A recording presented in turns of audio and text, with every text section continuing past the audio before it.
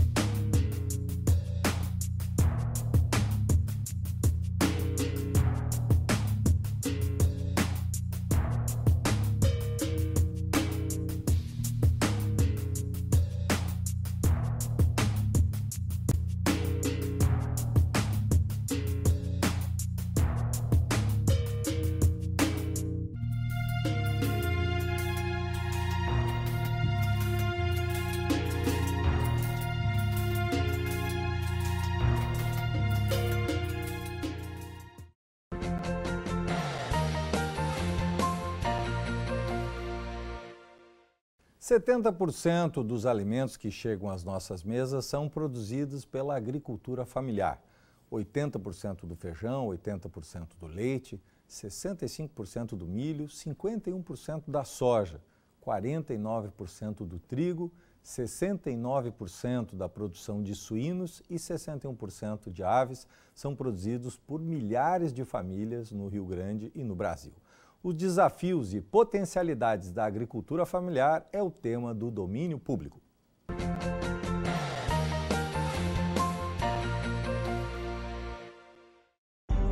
A saúde não pode esperar. Conheça agora a 5ª edição de um produto que já é referência no país. Chegou o Medplex Eixo Norte. Muito mais do que uma referência em saúde. Um novo conceito em rentabilidade imobiliária. Ideal para os profissionais. Perfeito para quem quer investir. Invista em um patrimônio que trabalha para você. A vida é mesmo assim. Escolhas contínuas que nos levam a diferentes caminhos. Antes que você decida, deixe-nos apresentar. Andamos de olhos sempre atentos para o futuro. Acreditamos que a mudança no mundo começa nas nossas atitudes, mas sabemos que não estamos sozinhos. Somos o que impactamos. Somos o mundo. Somos La Salle.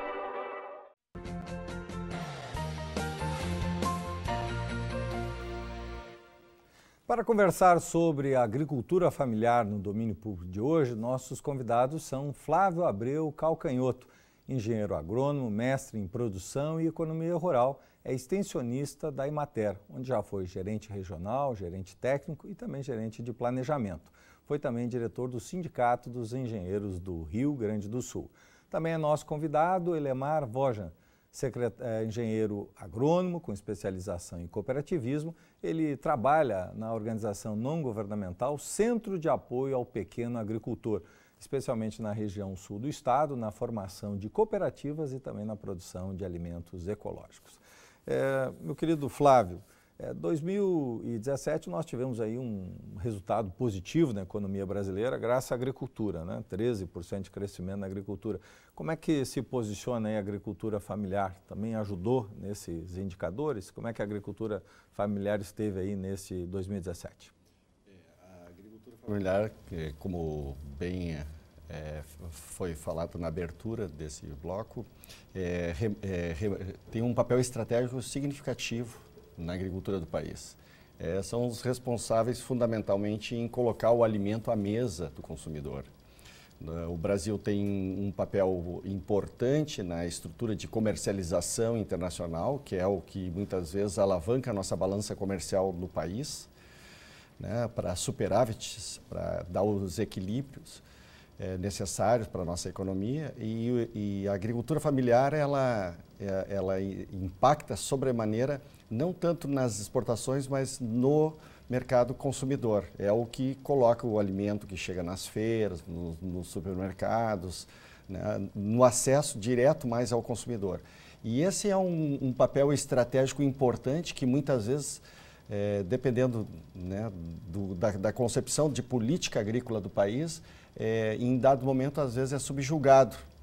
Quando mais políticas públicas a gente conseguir ofertar para os agricultores familiares, a resposta é praticamente elástica. Colocou uma ação, colocou um recurso disponível, deu uma oportunidade de ser uma política pública com recursos diferenciados, porque a competitividade da agricultura familiar hoje ela assume um franco mercado que antes era disputado por alguns, e hoje ela entra pelos processos cooperativos, pelas integrações com outras entidades, ela consegue ocupar espaços muito nobres no mercado. Então ela tende a ser cada vez mais uma conquista maior para a sociedade como um todo.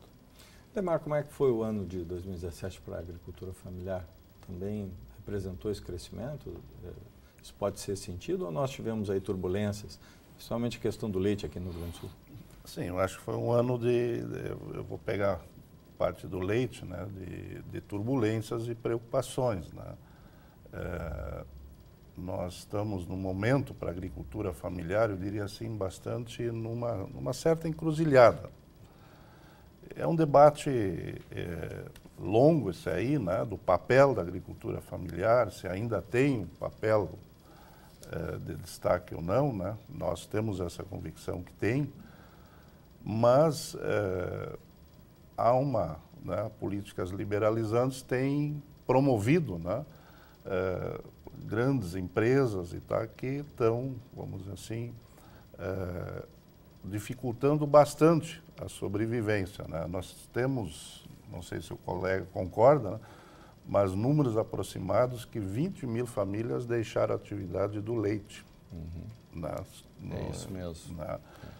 Isso é preocupante. Né? Isso deve principalmente pela importação de forma irresponsável do leite do Uruguai. Né? Exato, né? O jogo das grandes empresas e tal. Né? Então vai desestruturando toda uma capacidade organizativa e produtiva que nós temos através das cooperativas. Né?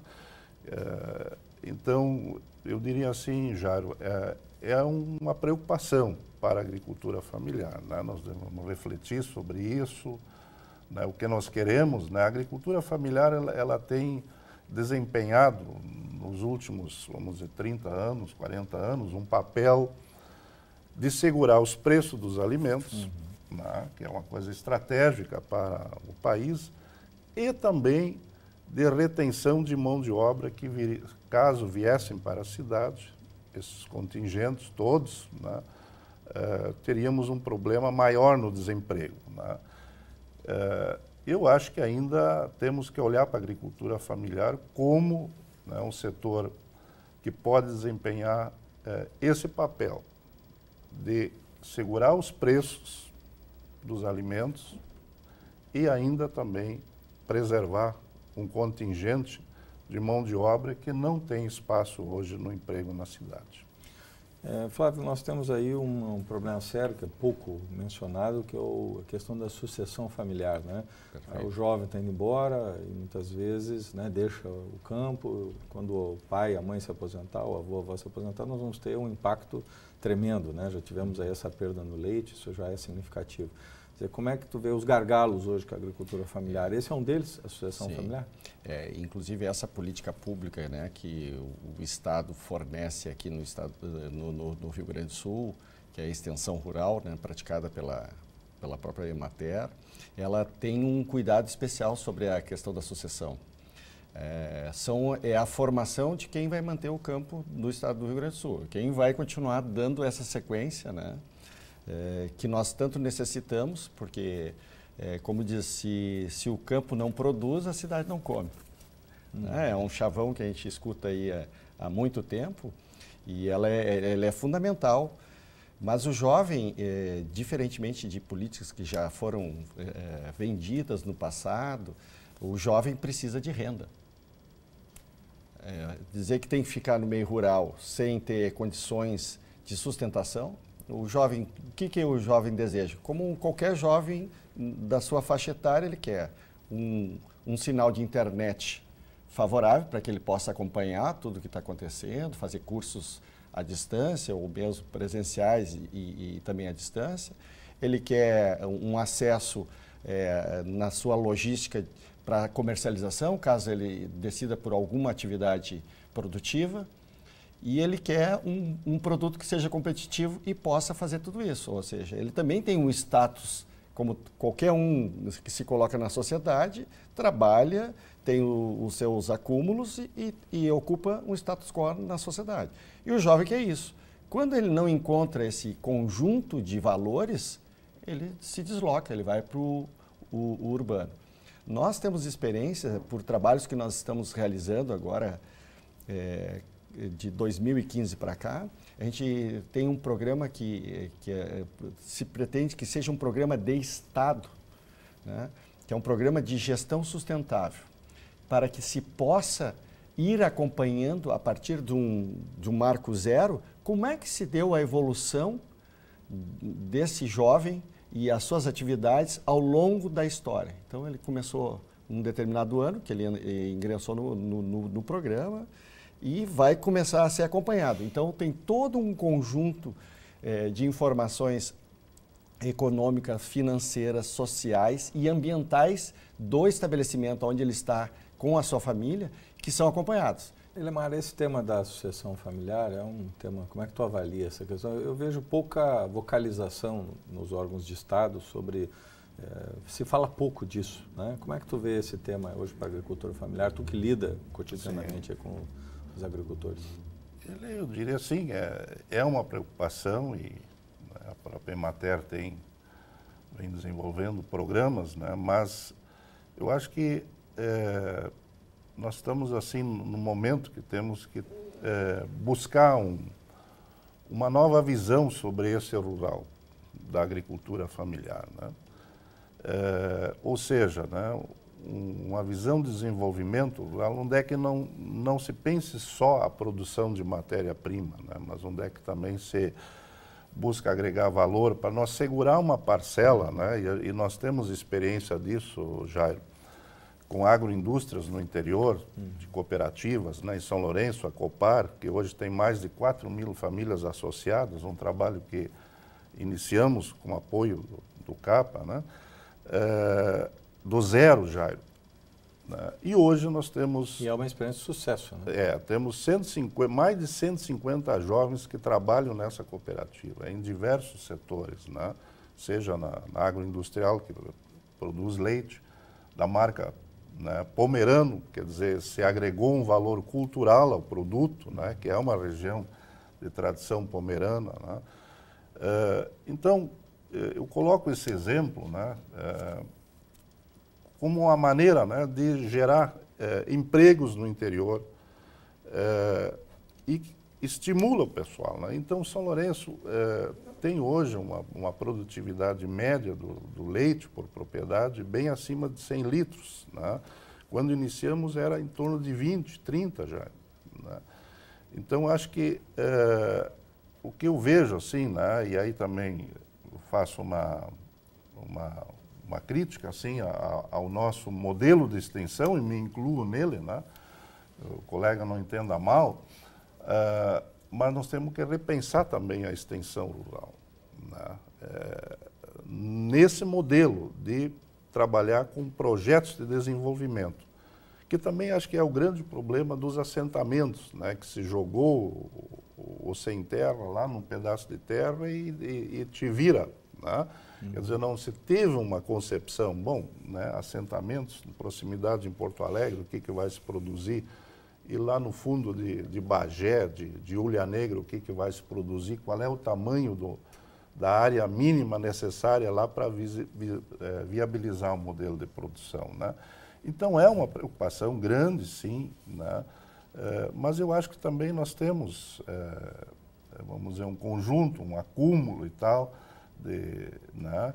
E a questão da agricultura familiar, ela não é só um modo de produção, né? Ela também é uma questão cultural. Hoje a Emater atende em torno de 250 mil famílias, né, que é digamos, a base da agricultura familiar, está presente em 480 das 497 cidades.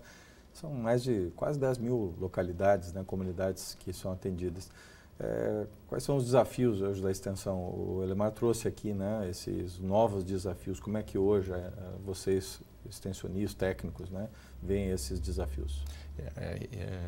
O Elemar traz um aspecto importante. É importante o arranjo das forças que organizam o nosso Estado, seja os movimentos sociais, a própria extensão, o poder público. Eles precisam ter um diálogo para que a gente concentre o nosso esforço numa ação de convergência.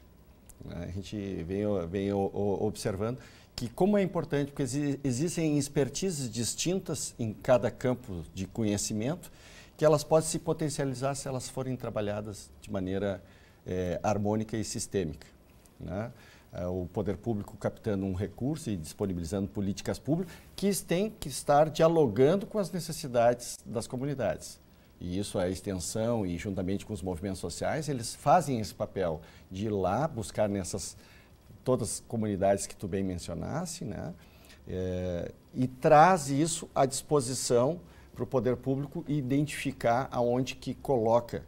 Hoje, por exemplo, quanto mais a gente aproximar essa distância das cadeias produtivas dos agricultores, esses pontos de estrangulamento que muitas vezes estão numa modelagem, como essa questão que foi bem trazida pelo Elemar do leite, esse era um desenho que se fosse olhado e analisado num cenário de um distanciamento estratégico maior, já se perceberia que não seria mercado para todos, da forma como está montada essa proposta. Então, e o que fazer? Esse pessoal vai ficar no campo, né? Ou, se não tiver alternativas, vai migrar. Hoje, por exemplo, imaginar o leite, nós temos lá estábulos. Quanto capital está investido da mais-valia dos produtores nesse estabelecimento, nessa unidade de produção? Simplesmente ele vai botar à venda? Não vai conseguir agregar o valor, não vai conseguir retornar o valor que foi colocado ali do seu esforço. Então, a gente precisa buscar uma alternativas, né, que possam dar conta, e o jovem que muitas vezes está ali, ele vai se tornar mais periférico ainda. Só para ter uma ideia, a gente não tinha, porque não se trabalhava na modelagem de extensão, a gente começou a trabalhar com extrema pobreza no meio rural. Inimaginável a quantidade de famílias que se trabalhou e se conseguiu acessar recursos de famílias que eram realmente aquilo que a gente vê no meio urbano, tem no meio rural também. E como ele era invisível, porque as políticas públicas têm um determinado formato, esse público ficava... Não acessava. Não acessava e continuava nessa... Então, a partir do momento, né, buscando recursos no governo federal, com o governo do estado e com os municípios, se começou a fazer um enfrentamento dessas políticas, e ali também tem jovem, ali também tem idoso, ali também tem, né, outras pessoas que querem acessar os recursos. Então, o desafio, né, respondendo à tua pergunta, é ir ao encontro dos anseios da agricultura familiar, mas muito bem debatido com as demais forças organizativas da sociedade, para que a gente não desperdice. Muitas vezes a gente está fechando, desestruturando, acabando, e quando a gente vai se dar conta, 1 ano, 2 depois daquilo, precisa de um dado estratégico do Estado, onde é que tem? Hoje, quando, né, te dando a informação, a Emater está em 99,2% dos municípios do Estado, ou seja, 493 dos 497. Avançou mais do que os Então, hoje tem essa capilaridade à disposição da sociedade gaúcha. Precisa de uma informação, de um sinistro como está acontecendo agora lá na região sul, a gente dispara um sistema, consegue capilarizar e trazer os anseios dos produtores com agilidade, velocidade para colocar à disposição da agricultura informações necessárias para as políticas compensatórias desse problema. Elemar, tu falasse um pouco de novas possibilidades, né? Eu queria retomar esse tema. Nós temos aí a questão dos alimentos ecológicos, alimentos orgânicos. Eu vejo um crescimento muito positivo hoje, né? A sociedade está mudando seus hábitos, está mudando a sua forma de ver. Isso coloca para a agricultura familiar, especialmente, novos caminhos para as cooperativas, abre novas possibilidades? Sim, acho que são grandes as possibilidades. Logicamente, também uma exigência maior também na questão organizativa para atingir esses mercados, né? A experiência dos produtos orgânicos, ecológicos, agroecológicos, iniciaram muito nas feiras livres, né? Naqueles mercados de proximidade e tal, né? Mas ele precisa dar um salto, né, para atingir também, bom, aquelas pessoas que não têm a possibilidade, ou não querem, ou não se dispõem a ir numa feira, né, mas que querem esses produtos, né. Então, acho que nós temos bons exemplos de redes de supermercado que abrem as portas para esses mercados, para esses produtos, aliás. Só que aí ainda nós temos esse problema da organização para isso, né? Isso que é um desafio que eu vejo para nós, para a agricultura familiar, né?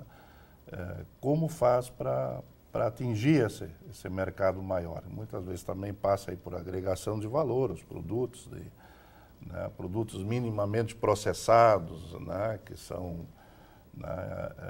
A feira vende basicamente produto in natura, né? Mas produtos frigorificados, já, vamos dizer, a cenoura já descascada, enfim, já embalada, tá, né? Vai agregando valor. Vai agregando valor e tá, né? Aí eu acho que é um desafio para os produtores orgânicos, ecológicos, agroecológicos, mas sem dúvida é um grande espaço, temos trabalhado nisso. A própria Emater também, tá, né? Mas ainda acho que há muito a fazer, né, nesse campo, né?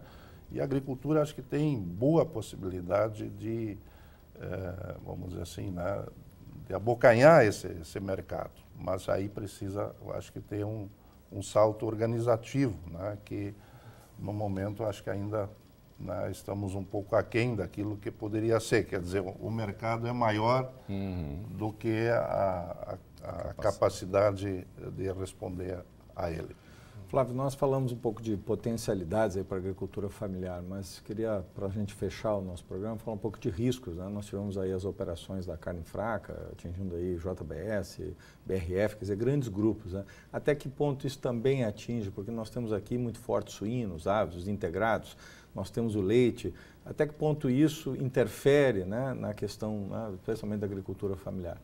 Esse é um risco potencial, né? O agricultor, muitas vezes, dependendo da opção de negócio que ele opta, né, do seu plano de negócio, é integrado ou é livre concorrência, depende como ele se organiza, ele está sujeito. Porque muitas vezes, bem como o Elemar colocou, é a questão de como é que se organiza para chegar nesse mercado. As próprias feiras que foram comentadas aqui, muitas vezes hoje tem determinados produtos que são minimamente processados, que já a vigilância sanitária já começa a interferir. Uma coisa é vender in natura, daí tem um rito. Para já minimamente processado, por exemplo, vou vender um leite, já não pode vender.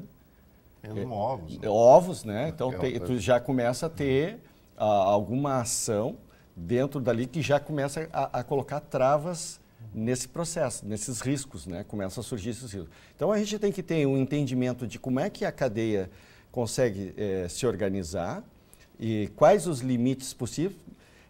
Não está se pedindo que haja flexibilização, né, dos ritos legais, formais de saúde pública. Mas é que, às vezes, está demasiado para uma agroindústria. Então, o agricultor ele se vê encurralado. Ele quer gerar produto e tem as mesmas exigências, muitas vezes, que uma grande agroindústria, para uma agroindústria regional ou municipal, né?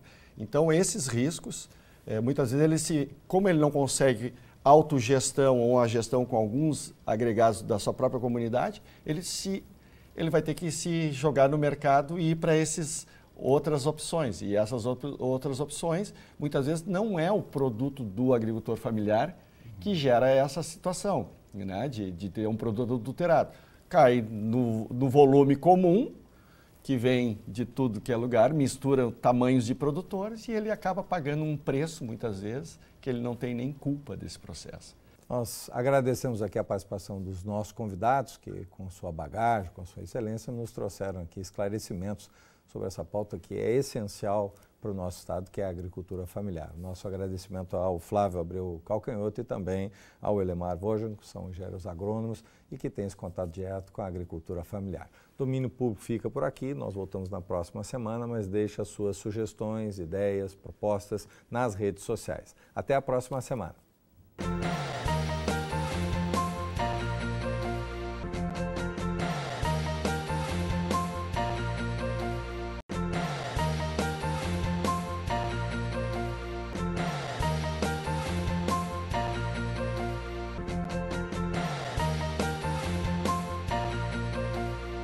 Para nós, auditores fiscais da Receita Estadual do Rio Grande do Sul, a sociedade gaúcha está em primeiro plano.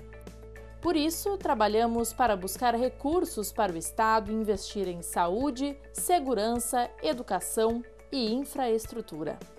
Conte sempre conosco. Sindifisco RS, auditores fiscais no combate à crise do Estado.